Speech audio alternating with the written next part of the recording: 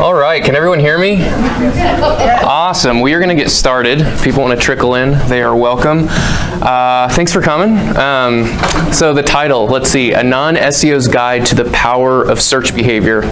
If SEO is not your primary day-to-day responsibility, please raise your hand. Perfect. You've come to the right place. Welcome. Everyone else, I'm sorry it was in the title. I don't know what to tell you. But no, we're going to have some fun today. But before we get in too much, I have to get something off my chest. I used the wrong hashtag almost all of yesterday. It's WCKC, not WordPress, Kansas City. So I would love to see your tweets and hear everything, but please don't make my mistake. And I also want your questions, but if you're okay with it, I'd love to save them until the end. I have 90 slides to get through, so we need to keep this train moving. Maybe, we'll see. We're actually not going to start off talking about search behavior. We will get to that for sure, but first we're going to look through some survey data.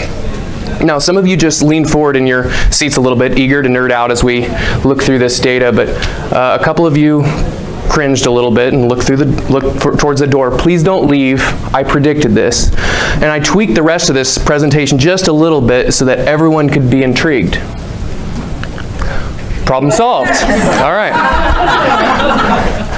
There are approximately 121 million men in America at least 18 years old. According to one of the most authoritative sources on American behavior, heterosexual men have sex 63 times a year on average. They use the condom 23% of the time, and if you forgot your calculator, that should equate to between 1.5 and 1 billion condoms sold per year. But there are two sides to every story. Women in that age range outnumber men by 7 million. Heterosexual women have sex 55 times a year, using a condom 16% of the time, and that should equate to between 1 and 1.1 billion. If you're following along, these two numbers on the right should match. So my question to you is, who's lying? What do you think? Turns out they both are, like big time. Nielsen reports only 600 million condoms are sold per year, and that includes all orientations, bachelorette party gag gifts, sex ed class props, and any other reason you'd want to buy a condom. That anecdote and a few others come from a book, a few others that we're going to talk about today, from a book called Everybody Lies by Seth Stephens-Davidowitz. I highly recommend it if you're interested at all in big data or human psychology. But the title is ironically pretty truthful. We all lie, don't we? But why do we lie? And we're going to get to that in a minute. But here's an interesting stat. University of Massachusetts psychologist Robert S. Feldman concluded in his research that 60% of people lie at least once in a 10-minute conversation, which means I'm probably going to lie to you a few more times today. Sorry about that. But you want to know what shocked me the most about that stat? It was from 2002. And that was before social media encapsulated our lives. You know, the place where everyone tells the truth all the time? But what does lying have to do with search behavior or any other type of market research? I'm glad you asked. We will get to that. But in terms of why we lie, I think a lot of it has to do with incentive, which is really driven by subject matter and the setting that we're in. So if I asked all of you, what's your favorite time of year? I think pretty much all of you would tell me the truth, because it's a pretty harmless question in almost any setting. What if I asked you if you've ever been jealous of a coworker's success? All of a sudden, how I ask you and who's in the room at the same time may dictate your likelihood of lying. Now, when we look at audience research or market research techniques and deciding which ones to use for our marketing decisions, we generally put these three criteria under the microscope. How measurable is it? When it's all said and done, how much can the output easily be put onto a spreadsheet and statistically analyzed? And if it is measurable, great, but how contextual is it? So what do those measurements actually mean about the audience that we're researching? And that's really where the qualitative research generally comes to play. And then finally, is the juice worth the squeeze? Is it economic? But shouldn't accuracy be held to the same rigor? I've already picked on surveys once, but I'm not quite done, because I know some of you are thinking, all right, Tyler, sure, surveys about uber-sensitive subjects like condom usage, they're going to give you some false information, but my business is about blank, and we don't have to deal with that. But it turns out that surveys that allow you to paint yourself in any sort of positive light can fall victim to false reporting. It's due to something called social desirability bias. Want to know what social desirability bias means? It means lying on surveys. People lie on surveys so much that they had to create a fancy name for it. I'm serious, look it up. But if you still are not convinced, I've got two more examples for you. In 1950, Denver residents were polled on several things that were verifiable by official city data. One of the questions they were asked is if they voted in the last mayoral election. 36% said they did, only 13% actually did. It's an anonymous survey. Now you might be thinking, all right, that was 70 years ago, Tyler, maybe we're just as likely to lie, but our survey methodology's improved a ton since then, so we shouldn't have to deal with that. Well, much more recently, University of Michigan graduates were asked if they graduated with lower than a 2.5 GPA. 11% fell into this category. Fewer than 2% admitted to it. So how do surveys match up in our measuring stick? They're highly measurable. I also rated them really well contextually because we write the questions and the answers, so we have a lot of influence on how well we can interpret them. We talked about accuracy, and while some of it is within your control, an online anonymous survey is going to give you more truth than maybe one in person or given over the phone. But even the online anonymous ones can give you some false information. And then finally, depending on the type and the scale of your survey, it can be fairly economic. So let's look at another one. Oh, yeah, my 100% unbiased, entirely scientific score puts surveys at 10 out of a possible 16 points.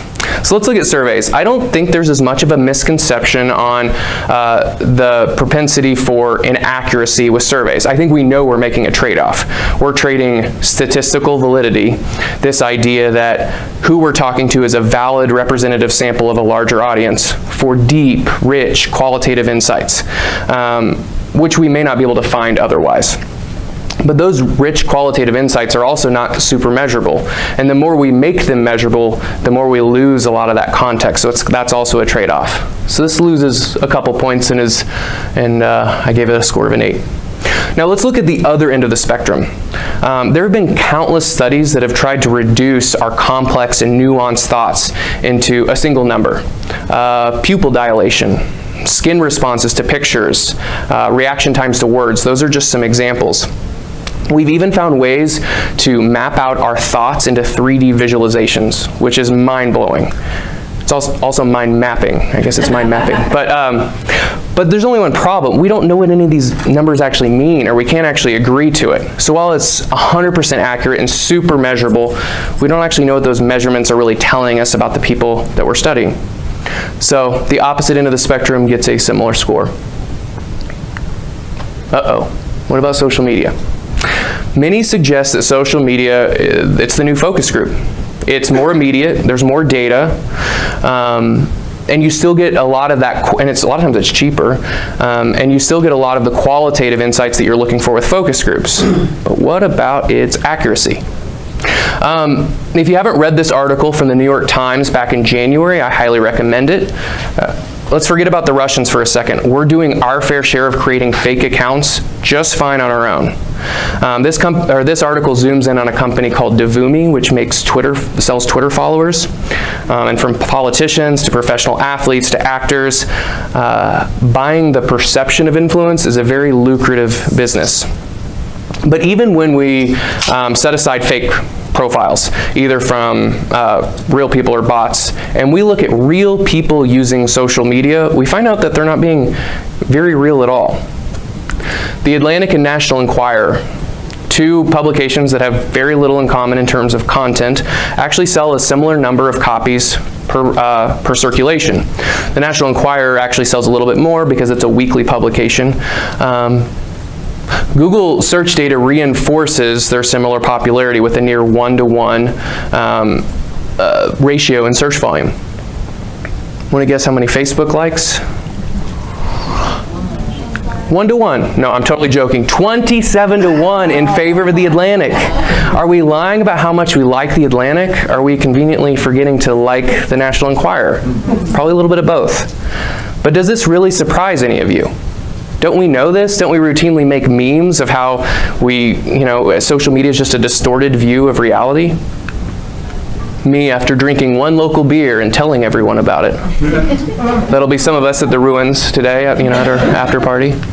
I can't grow a beard though. How people flex on Instagram and what it's like in real life. Wah, wah. Has anyone seen this woman? She's awesome. She mocks celebrity photos by showing how ridiculous they are if just a real person does it. So this is her wearing a revealing picture of herself on a t-shirt. This is her doing an amazing rendition of whatever that is.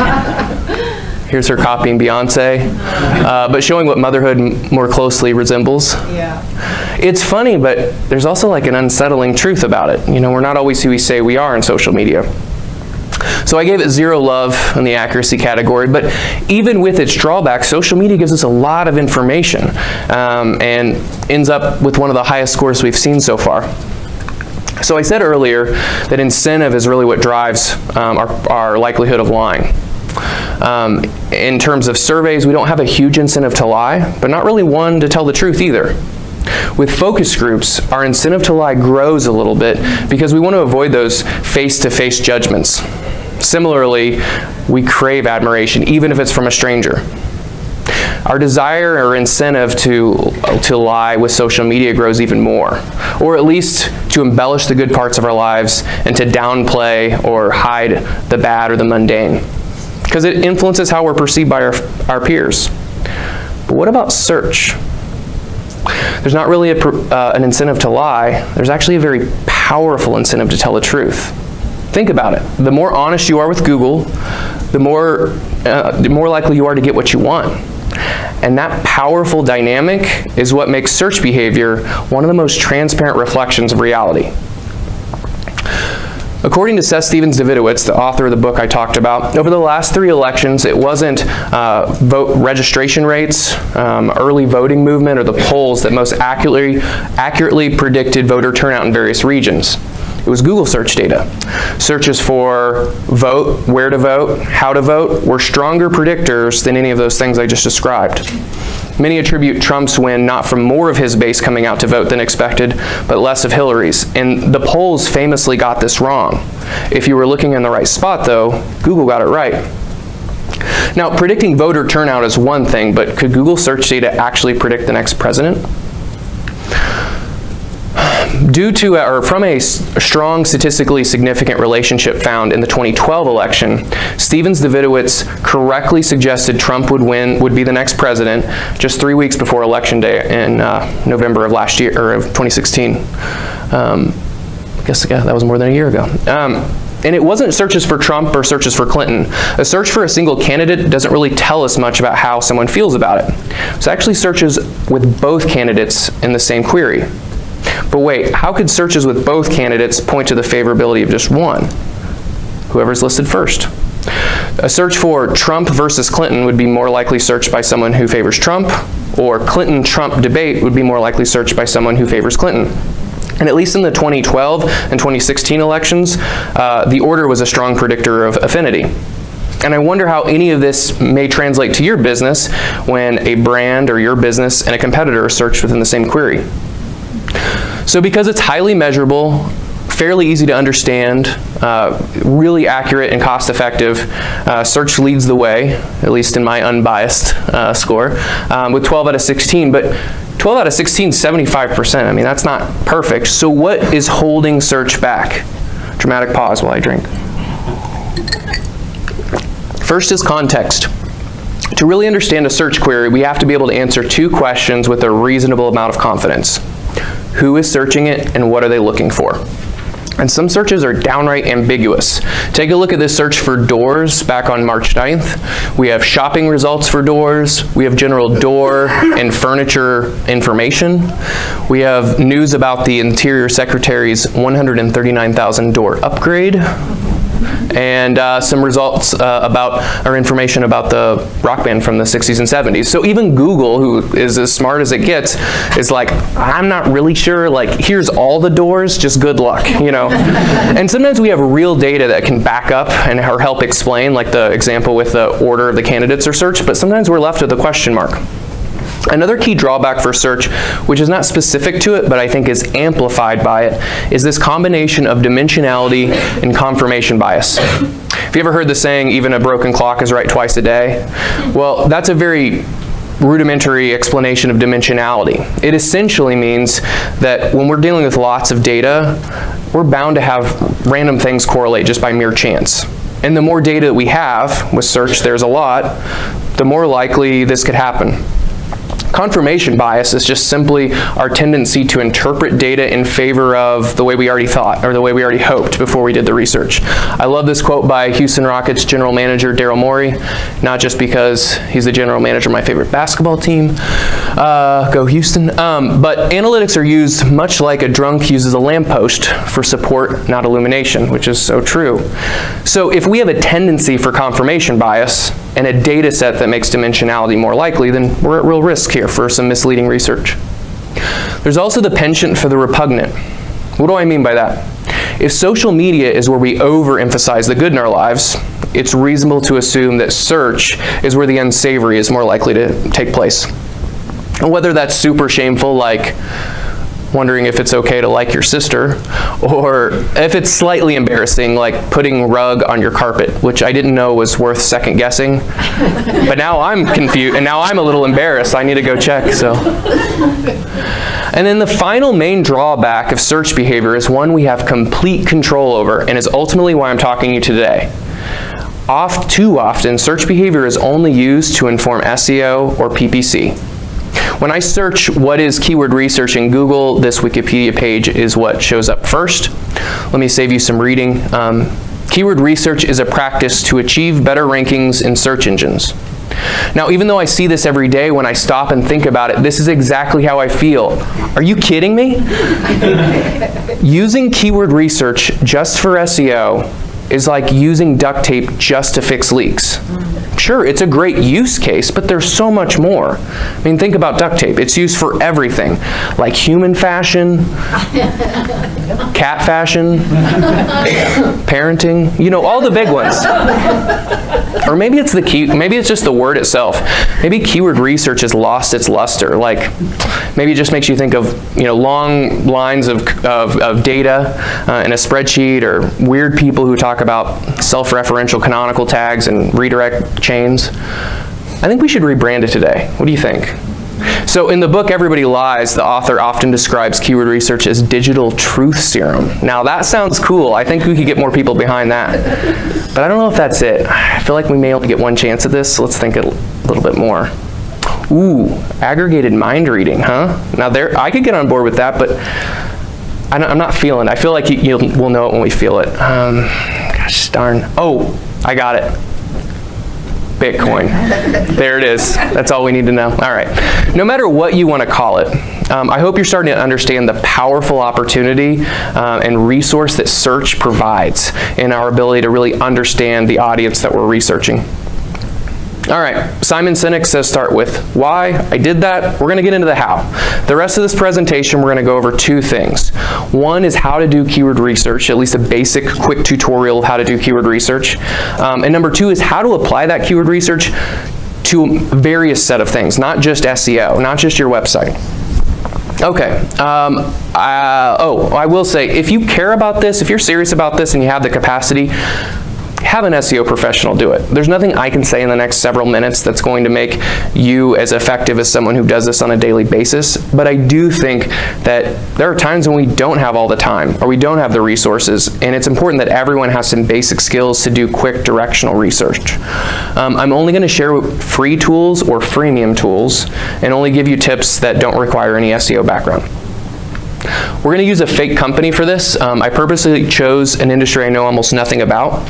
In fact, I didn't know ground cover was a landscaping term until a couple weeks ago when I was building this presentation. And the first step in any landscaping project in the Hermanson household is to ask Mrs. Hermanson for guidance. That's my wife. So, all right, so let's help Gordy out. The first rule of keywords is don't start with keywords. If you're ever going to have a leg up, if there's any step we're going to have a leg up on other SEOs, it's this one.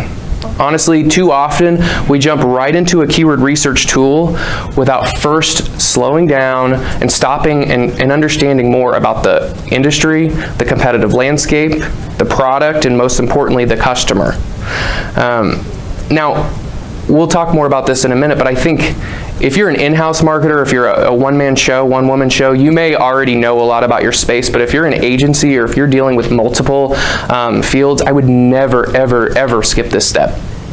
But I have a confession. You know how I threw like surveys and focus groups and social media under the bus earlier? Some of you probably work in those areas and you're like, I hate you. I have a confession. I actually like all of them, but hear me out. Okay, so as long as we're not using just one source of information and overvaluing what it has, using multiple sources to spot trends and corroborate insights can be really, really helpful. A keyword research tool is only as good as how well you use it. The old adage, garbage in, garbage out, really rings true here. So gather all of your historical insights that you already have, uncover a few new curiosities, do some of this non-keyword focused research first. It's going to help inspire and give you kind of some direction for the next parts of this. And so we helped Gordy out. We did some of this initial research and we found people looking for landscaping are often really concerned with some not so beautiful areas on their lawn. Drainage and flood prevention is it's a common functional problem that they have that's associated with landscaping. Knowing that right mix of sunlight, shade, and water, that's a recurring issue. And then Fido's bowel movements, we got to figure something out there. Does he go in one spot? How do we limit the smell?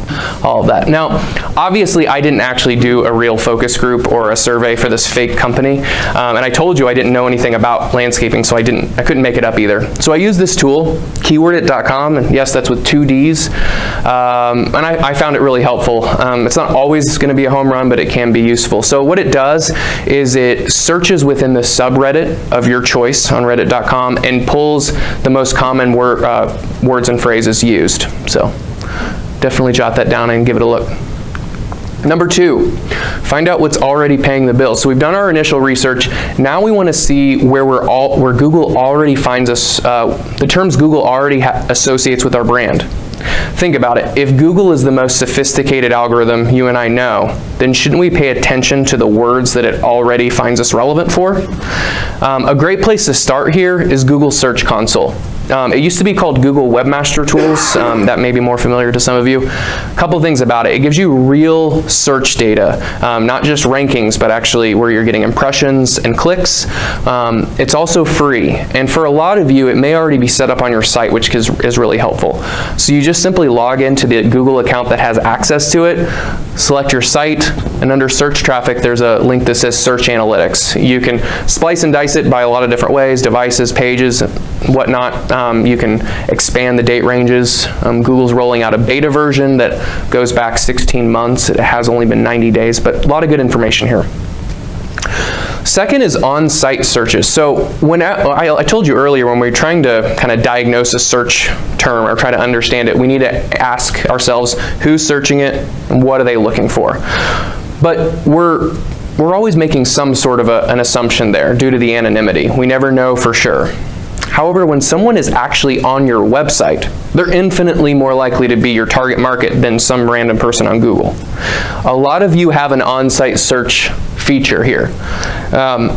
And assuming it's set up in analytics, it does take a little bit of setup, whether you're using Google Analytics or Adobe or something else.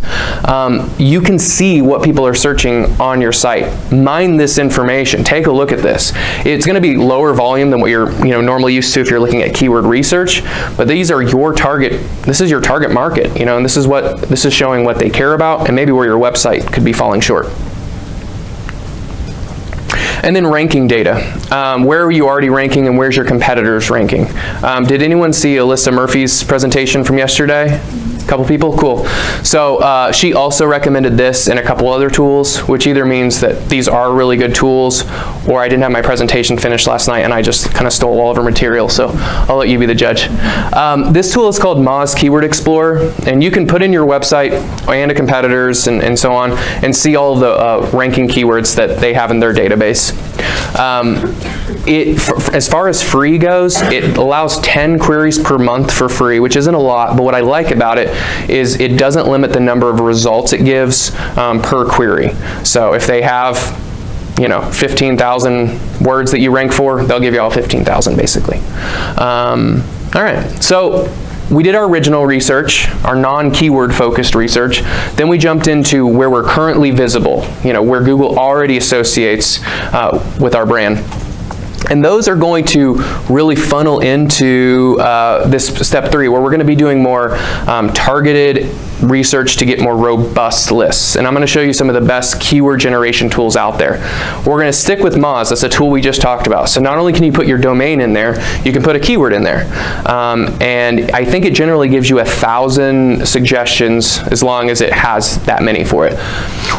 I don't just like it for the volume or for the number of suggestions it gives, but the quality of suggestions it gives, and that can be really important. Whenever you're using a keyword research tool, sometimes it's hard to know, like, where are they getting this information? Well, Moz surveyed a bunch of SEOs before they created this, and they said, where do you get all of your keyword information? And they did their best to basically find all those sources and have it come in here. So there's Google information, data directly from Google, there's ranking information, there's topic modeling, a lot of good stuff. And then you can sort by various things, but also filter keywords that are questions, keywords that exclude your query to get broader ideas. Lots of good stuff. So just from this one search, if you can't see it, I searched backyard landscaping. I was able to find and cluster lots of good information. Some of it was fairly obvious, like people want plans and ideas and pictures before jumping into a project. You also have a lot of people who are interested in DIY, so they want something simple, easy to execute. But some things were not so obvious, at least to me. There's a lot of specific interest around, I'll just say, abnormal yards, really small yards. How do we do landscaping there? Slanted, hilly, those kind of things. So yeah, a lot of good information just from that one search. Keyword Finder is another tool to take a look at. It actually provides 5 free searches per month, unlike our 5 free per day instead of the 10 per month like Moz. But unlike Moz, it does limit the number of results it will, or suggestions it'll give you on the free version. It'll also show you the top 10 ranking websites for the term you typed in and some associated data. Before I talk to you about this next tool, I want to make sure you know what I mean when I say Google Suggest. Google Suggest is what shows up below your search bar before you press enter. And besides filtering out for inappropriate information or private information, it's based solely on volume. So the suggestions at the top are the most commonly searched phrases that include what you've already typed. My wife knows nothing about SEO, but she was nice enough to let me practice this presentation on her, and she also wondered this same question. So, unlike, or just like the name and say what? Yeah, it says, what age does a man emotionally mature? And I still don't know. So, yeah. Just like the name implies, Infinite Suggest has no limitations to the number of suggestions it provides. Which is awesome, but just like any other free tool, it's got some limitations. It doesn't have volume in the platform. It also only uses this Google Suggest API, what we just talked about. But what it does is you type in your term, and it'll give those suggestions, just like we talked about here, but then it'll pretend you type in A after it and get those suggestions, and then B, and then those suggestions, and so on and so forth, which ends up being a lot of information. But then you can take it a step further by clicking into any one of these suggestions and run that keyword through the same process. So you can really go down some rabbit trails, which can be very beneficial. Another tool, I've heard it mentioned twice already, so it must be good, Answer the Public. Not only does it have this older bald man, it also uses the Google Suggest API like Infinite Suggest. It'll do the things I just said in terms of your root term plus A plus B plus C. In this case, I wrote partial shade, but it has some pre-baked common question, comparison, and preposition modifiers. So it will be like, can partial shade blank? Partial shade versus blank. Partial shade around blank. So you can get a lot of good information here as well. Another reason I like Answer the Public is it integrates with this Chrome extension called Keywords Everywhere. See all of these volume estimates on the right? That comes from this Chrome extension, Keywords Everywhere. It works with a lot of websites, including just Google Search and Google Search Console, but also Answer the Public. So definitely check that out. Google Trends, I've heard this mentioned a couple times. It gives relative search interest over time for a particular term or topic. It also gives some geographical interest indices, and then gives you some recommended keywords as well. So here, if you can't read, it says sod installation, and we can see that it typically peaks around late April or early May. Raise your hand if you have heard of Google Correlate. Nobody. Okay, I totally buy that. If I didn't buy it, if I thought you were fibbing, I was going to remind you what this whole presentation's about. Okay, Google Correlate's actually been around a long time, and it uses Google Trends data to correlate which keywords have similar search patterns. So unsurprisingly, if I type in custom landscaping, the terms that have the most similar search patterns over time are outdoor patio cushions, hardscape, dirt delivery, and so on and so forth. But you can also offset the time frame. So what if we wanted to know what search queries have the same search patterns as custom landscaping, but searched 3 weeks before? Baseball and softball terms. Interesting. So I want to make sure that I'm clear here. Correlation and causation are not the same thing, and this doesn't even mean that these are searched by the same people. But it is interesting that year after year, just before custom landscaping peaks in search volume, people have baseball and softball on their minds. We'll come back to that in a minute. Okay, so we probably have a really intimidating list of keywords at this point. Now we have to make sense of it. Otherwise, we just have a lot of data and nothing to do with it. So the very first thing we want to do is group these keywords. This is just kind of a basic example, but you could have a spreadsheet, simple spreadsheet. You have your keywords, your volume estimates. I like to have a category and a subcategory. In this case, they all have the same parent category, but you can have as many as you want with varying levels of subcategories. And then if you have an idea of where it is in the marketing funnel, you can also include that as well. When evaluating keywords from an SEO standpoint, we typically look at 3 overarching variables: search volume, difficulty, and relevance. Now, with difficulty, it really depends on the space. To know the competitive landscape, you need to know what landscape you're in.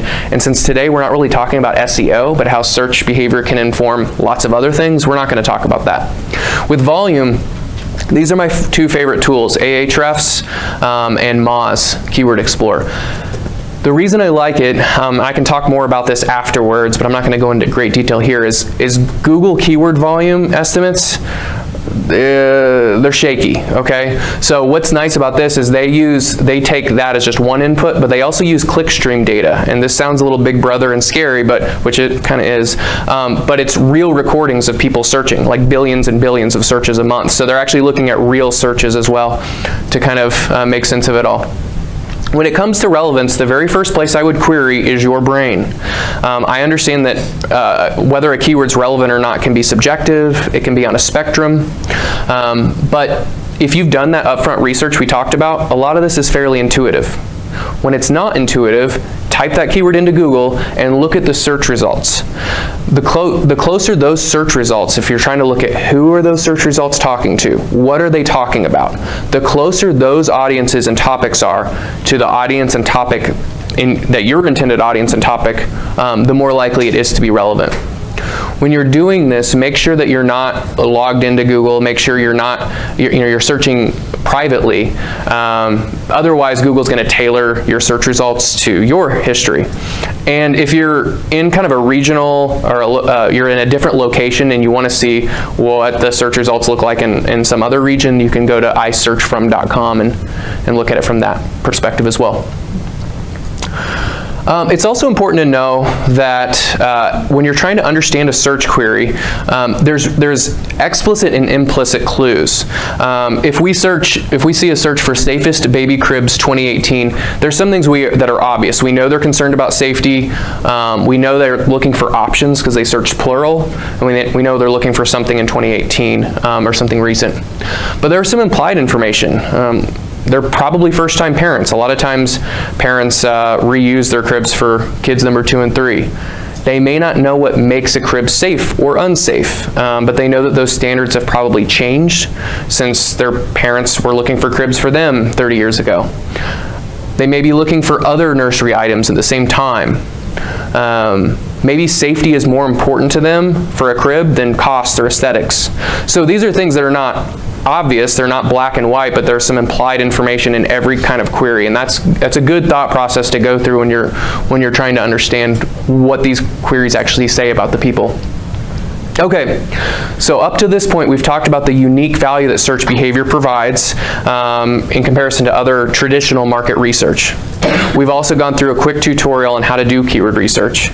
Now we're going to put that research to work. So I'm going to go over 10 ways to use search data for anything but SEO. This is not going to be an inclusive list or a comprehensive list, and it's going to change for each vertical. We're going to be in landscaping today, but it may not change, it may be different in yours.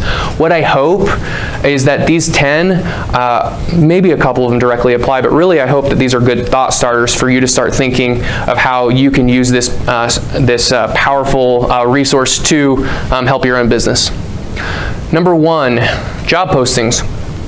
Gordy was pretty underwhelmed with the job candidate pool he was getting for his landscaper position. He was hoping for someone with professional landscaping experience, but pretty much just got people with lawn mowing experience, and that's it. However, when he started doing keyword research, he noticed a stark contrast in the keywords in the search results between the term landscaper jobs and landscape architect jobs. And he wondered what those results suggested about the people searching them. If Google's job is to give you what you want, you can kind of reverse engineer that a little bit and say, okay, well, who would this be relevant to? And I know it's hard to read, but on the left, there are questions of like, what does a landscaper do? What is landscaping? It also has some salary ranges right in the search results, and it's a little lower than he was actually expecting to pay. Conversely, if you look on the right, you have a higher salary range, and you also have some listings, some websites like the Bureau of Labor Statistics that may suggest a more educated audience.